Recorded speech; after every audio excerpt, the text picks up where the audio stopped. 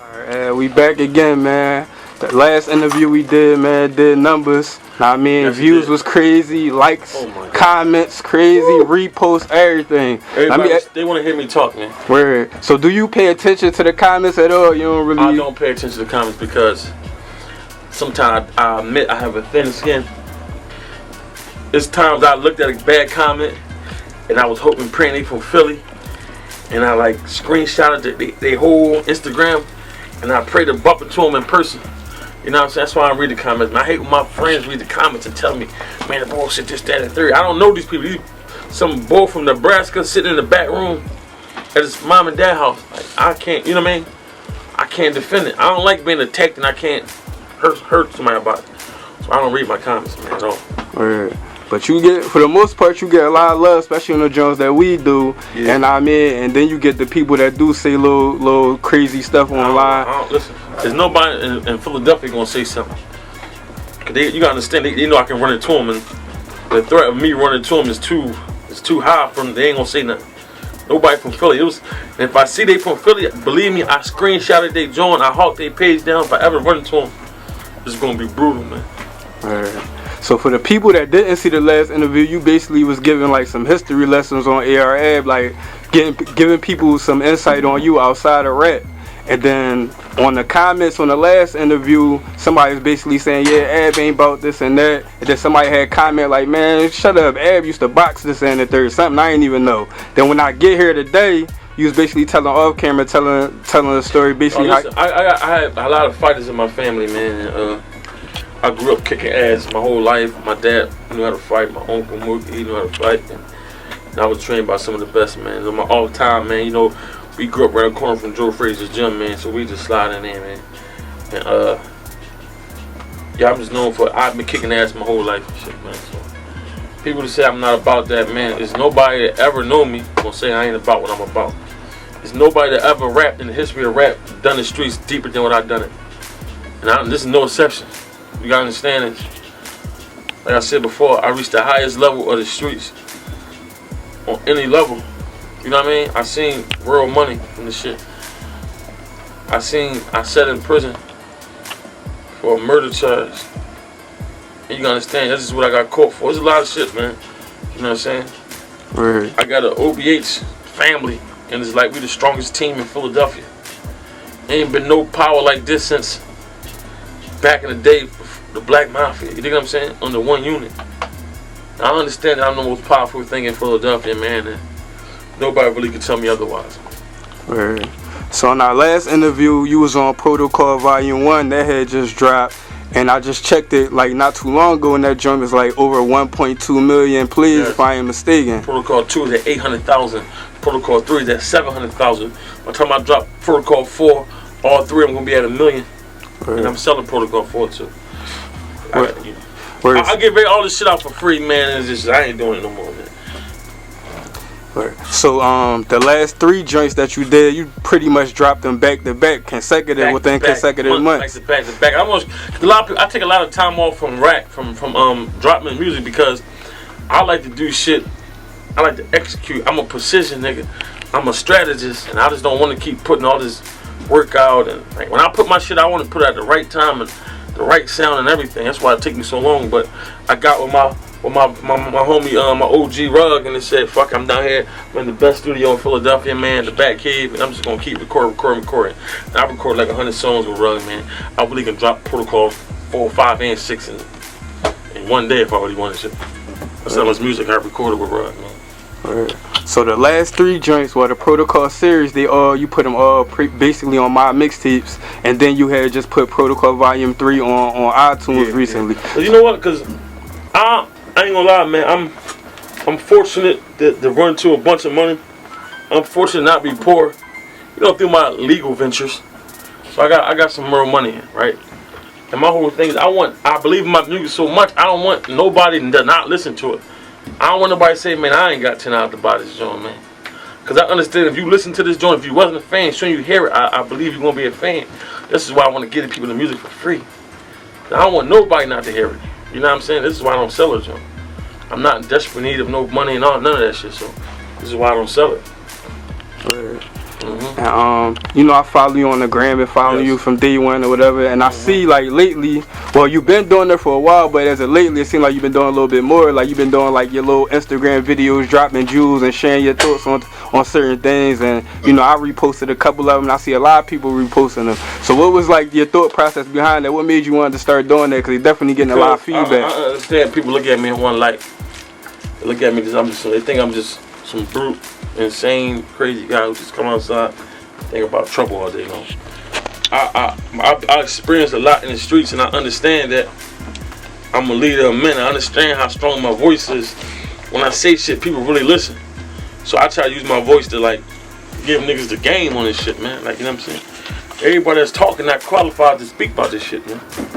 I'm overly qualified to speak about this, man. I told these people that I say we don't like judge people based on money and violence. We can't call a real nigga a real nigga because he's violent and because he got a lot of money. A lot of people who got money didn't earn that money. A lot of people have a talent. This boy might be a basketball player, man. He had a great talent. They just give him $10 million just because he can shoot a basketball. Well, this guy rap. He's lucked up in this situation, became a millionaire, football, whatever. I'm just saying, like, why I gotta call him a real nigga because he got a talent, man? This boy got a talent, he's a millionaire from his talent. Why I gotta call him a real nigga? You know what I'm saying? Even on the street, man, somebody giving somebody 100 bricks to just wake up and give his little brother 100 bricks, man. Why he gotta be a real nigga? He ain't do nothing. He ain't earn this shit, man. You gotta earn respect. You gotta get respect from something. You know what I mean? I got respect from the mud. You know what I'm saying? When everybody's running around, my peers running around, I was the dominant peer in my neighborhood. I was the dominant man in my neighborhood. I basically ran my whole vicinity. You know what I'm saying, though? Right. I ain't saying that crowd about files being real. I just got more credentials than these guys. These guys wasn't nobody before the talent. You know what I'm saying? It's because this boy a basketball player or whatever. Anything that a nigga wake up and got a talent and get $1 million from, why do I have to call him a real nigga? Because he got a special talent. And it's not wrong. It's nothing wrong with having a talent and making millions. I'm just saying there's some real niggas who just got talent and made millions. I'm just saying that shouldn't be the only criteria. You know what I'm saying? Money shouldn't be the only criteria to make a nigga a real nigga, man. Cause you can give a homosexual $1 million if he's a real nigga. You know what I'm saying? You can give a rat $1 million if he's a real nigga. This dude go around and preying on innocent women, robbing ladies, and molesting children. If you run to 10 million, is he a real nigga? Come on, man. That's not the only criteria. And violence not the only criteria. It's because the nigga don't got nothing to lose and is going around with his gun and act like he crazy. That's not the criteria to me either, man. I don't give a fuck about none of that, man. I understand that I would do anything these people can do beyond the further scope than they would do it. So I ain't on that, man. That's what I say. I got to preach to these people. I got to teach them, man. These motherfuckers living in a world, delusional world, man. They just delusional, man. They don't understand this shit, man. And I'm gonna let them know how sharp I am in the brain, man. This is why I got this shit so running. A nigga who came from nothing, man. I bought my first pair of Jordans, man. Ain't nobody buy me nothing, man. You know what I'm saying? I bought my own clothes, man. You know what I mean? I was at my parents' house at 15. Came back, went to Job Corps, left Job Corps. And I've been on my own. When I left Job Corps, I was 18 years old. And I only been in my mom's crib for 9 months. You know, when I went on my own, I never came back. You know what I'm saying? If you take away these guys' money and talent, they'll be still living in their mom's house. You feel what I'm saying? I'm saying I just passed it. I surpassed everybody. You know what I'm saying? I got a backstory. A lot of people don't have a backstory. You dig what I'm saying? These guys don't have no backstory. You can really go in the archives and read my story and it's just going to be beautiful. They're going to say, man, Ab always was doing some shit, man. Always was shaking the movement out here, man.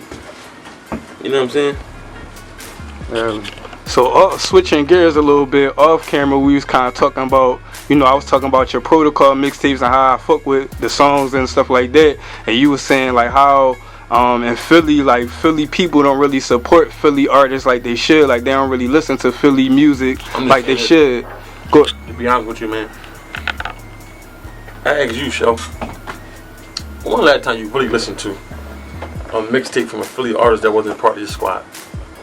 Be honest. A whole mixtape of a Philly artist the last time you listened to a Philly artist for real? Now it's just not. Yeah, so any rapper. Let's be honest, we don't really listen to each other. I never bought a. You know what I'm saying?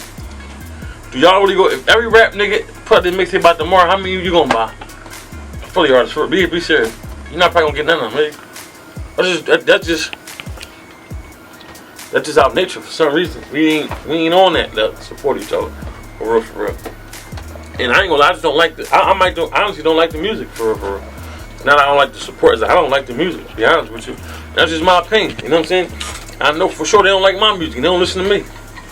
You know what I'm saying? So, that's what I was saying, man. Like, we don't really buy, we don't support each other, man. We wait till a motherfucker blow up to one decide to support this man. You know what I'm saying? Alright. So, moving on another note with the situation with rappers, we was also talking off camera. You was like, rappers need to be more of themselves. Like, you really was riding the wave of your own personality, and you see a lot of people try and be other people and do them. Like Meek Mills blew up, right? I was around a whole bunch of rappers, right, and all of them tried to make a rap like Meek Mills. You know what I'm saying? Back in the day when Beans was popping, I'd go around the city and listen to rappers. Everybody wanted to rap like Beans. Made the Figure was popping. Everybody wanted to rap like Gilly and Dutch and all them guys. You know what I'm saying? We just a bunch of followers. Nobody want to be themselves. There's 100 Migos and just Future the boy people that can sing and rap. There's 100 of them. My whole thing is, what's gonna separate you from all these people, man? You know what I'm saying? I told a story with my friend of mine, right? When Meek Mill's first guy's deal blew up, right? I'm in the neighborhood, I'm on my man's porch. My man got one of the darkest DMX type voice nigga I ever knew in my life, right? He said, man, I'm about to make I got all these club records, these dance records, these party records. I'm like, yeah? I said, why? I said, man, that's a bad idea. He said, no, man, Meek made it off this. And he played this record in the after hour, man. You could hear Mouse pissing on cotton, man. I mean, it was nobody moved, and it was so embarrassing. I was embarrassed. I'm with this nigga. I'm like, why you gotta play this corny ass song in here? He got a deep voice, and the song went like, shake your ass, girl. Yeah, ass, girl. That's how his voice is. Shake your ass, girl. Yeah, pop it. And it's like, nobody give a fuck about that, you know what I mean? You keep trying to beat everybody else.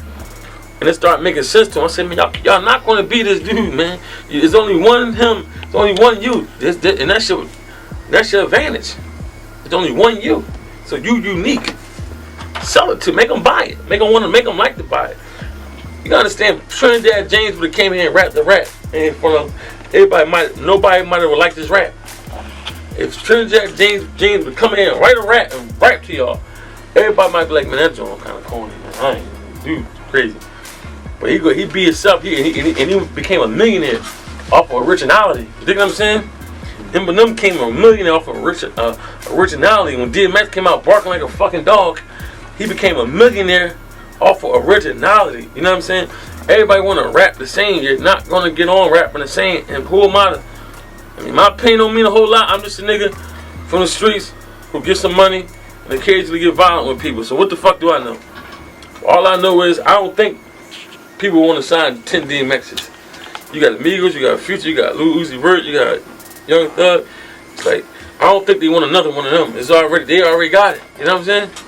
You got your own pocket. You got your own voice. You got your own fingerprint. That mean that's your advantage. That's your own pocket, man. That's what I'm saying. You got your own pocket. Sell it. Make them buy it. Make them want to sound like you, man. This boy Courage, I never heard nobody rap like him in my life. You know what I'm saying? I really don't know 2 of his songs. You know what I'm saying? Nobody in here heard him on the radio. I'm just saying this boy's a millionaire off this shit, man. Because he went his own route, man.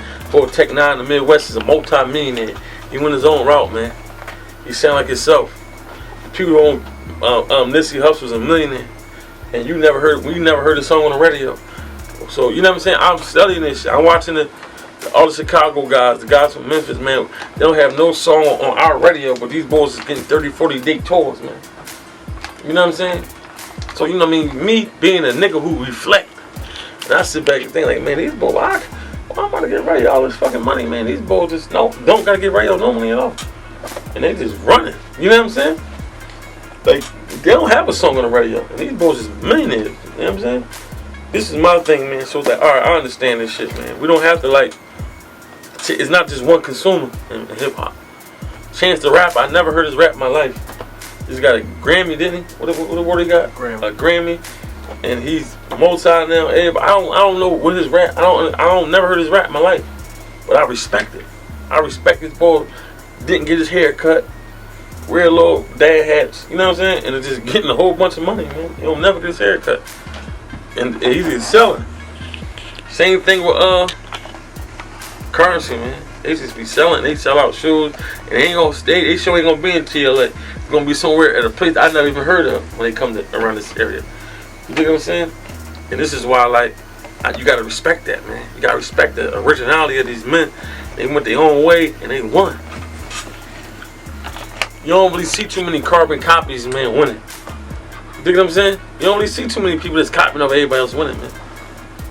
You dig what I'm saying? And we get it mixed up, man, about these people that's popping right now, man.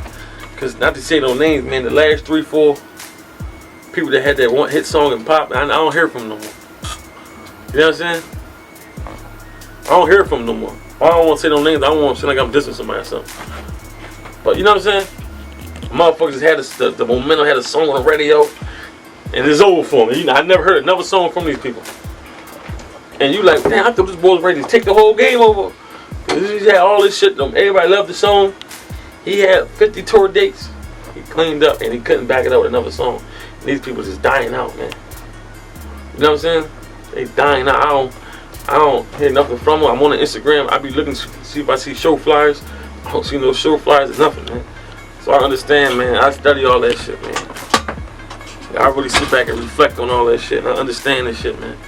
I understand, man, that ain't nobody gonna give you a joint. You get signed, know what's gonna happen? The label gonna pay the radio for your song to pop. That's all that's what the label is for, to pay radio.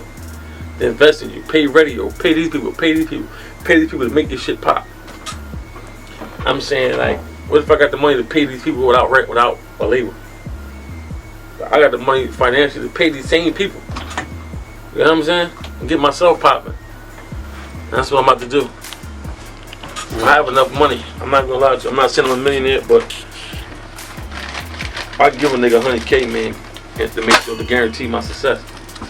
You know what I'm saying? I can give a motherfucker 100 grand, man. It ain't really gonna. It's just what it is. I got another one. Or two. But you know what I'm saying? I'm just saying we ready to pay, man. We ready to put our money where our mouth is, man, because I'm really doing this so my friends can get off my back, man. I be so caught up with the concrete, man. It's just, I might go a month without even thinking about a rap. And my brother, my cousins, my homies, they be like, come on, man, you gotta get back to the studio, man. What is you doing? You getting sucked up out here, man. I said, you know what I'm gonna do, man? I'm gonna get all my shit together. I'm gonna give it a full push, man. You know what I'm saying? If it work, yeah. If it don't, can y'all leave me alone and let me finish what I'm doing? Cause this shit is working. The other shit working for me. You dig what I'm saying? So that's just what it is, man. I'm ready to put my own bag up. I can afford it. I got people around me that love me, who got some money, and everything is a team. If I gotta pay 50 grand for something, everybody on my team gonna come out their pocket and contribute. A lot of people don't got teams like that, man. You know what I'm saying? And I had to pay Benny Boom for my video. You know how many people came out their pocket and contribute to that? You dig what I'm saying? And it was a dub. And niggas came out and put something to it. Even though they knew I can cover it, they whole thing is, man, we helping. We all in this together. They understand it. If something shake with me, everybody gonna eat. It's gonna trickle down. You know what I'm saying? You know, when I was to be in the streets back in the day, when I got something and it was a success and everybody ate, and I got my hands on some money. You feel what I'm saying? So everybody just back in my play. I got my whole neighborhood unified. Nobody never seen that in their life, man. I got my whole 10, 15 block radius unified. It just hasn't been done. If I go to any other neighborhood, this block don't like the next block over. That block don't like them both 230 blocks down. I'm telling you, my whole neighborhood is unified, man. They believe in a dream. They believe in this rat dream. They believe in any vision I tell them. They gonna believe. They wanna help. You think what I'm saying? You never seen nothing like that, y'all. I never get credit for it. We had 4 Goonie Gang cookouts, man. 3 or 4 of them motherfuckers back to back. There was no violence. There was thousands of people out there, no violence. I don't get credit for that. Y'all still think I'm a wild animal. We just had these joints and no violence. You know what I'm saying? We got a basketball league. In fact, I won the only basketball leagues in Philadelphia, man. 20th in Ontario. There's no violence. It's been there for about 10 years. Nobody got shot. Nothing. You feel what I'm saying? But they still give me this joint like I'm just and it's cool though. I understand. This is how we living our life, man. We don't want no trouble. We trying to do this rap shit, man. You know, a lot of times trouble come, man, and we just gonna handle it accordingly. But we focus on this music, man. I'm gonna give it a strong run, man. I owe it to myself, I owe it to my family, I owe it to my friends, man. I'm gonna give it a strong run, man. Protocol, I put Protocol 1 is at 1.2. Protocol 2 is at 800,000. Protocol 3 is at 700 grand. By the time I drop Protocol 4, all 3 of these joints gonna be at $1 million. So that's 3 months back to back, we did $1 million. You understand what I'm saying? This is a different type of joint, man. And putting extreme pressure on these guys, man. With the music, man. I think they start to understand who I am for real. I really can rap. You know what I'm saying? I believe they start to understand that AR really know how to rap. You dig me? I'll switch gears a little bit, man. I want to get your thoughts on your man Kevin Gates situation. I know y'all did a song a little minute ago, and y'all had a little relationship, and then he going through his situation. I mean, where he's supposed to come home after a couple months, and then another charge supposed to have came, and now he got sit for a little bit longer. I mean, so you've been through the situation as far as going through the system and all that. So what's your thoughts on what he going through right now? Well, number one,